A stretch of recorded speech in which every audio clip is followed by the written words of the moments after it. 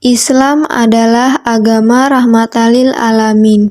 Artinya, Islam merupakan agama yang membawa rahmat dan kesejahteraan bagi seluruh alam semesta, termasuk hewan, tumbuhan, dan jin, apalagi sesama manusia.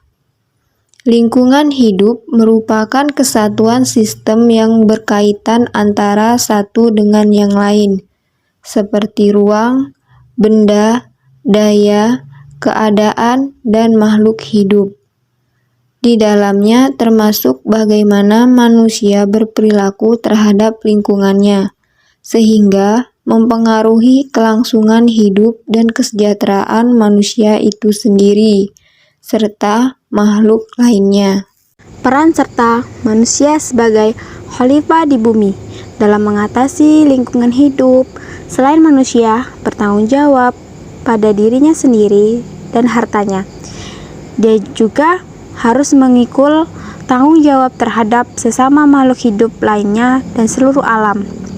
Karena manusia sebagai khalifah di bumi ialah untuk memakmurkan bumi atau alam yang paling dekat dengan manusia dengan jalan amal terbaik atau karya aktif.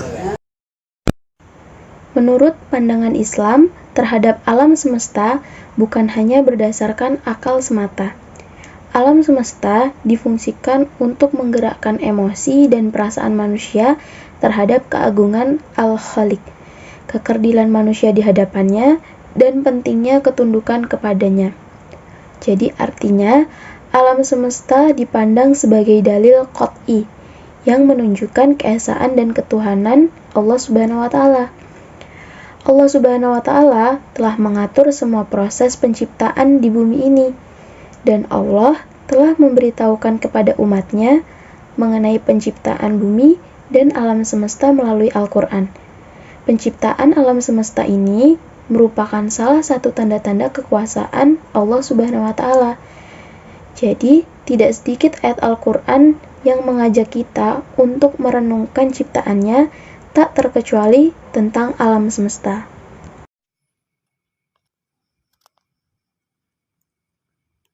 Sebagaimana yang dijelaskan dalam surat As-Sajdah ayat 4. A'udzu billahi minasyaitonir rajim. Bismillahirrahmanirrahim. Allahul ladzi khalaqas samawati wal arda wa ma bainahuma fi sittati ayyamin thumma istawa 'alal 'arsy ma lakum min dunihi min waliyyin wala syafi' afala tadhakkarun.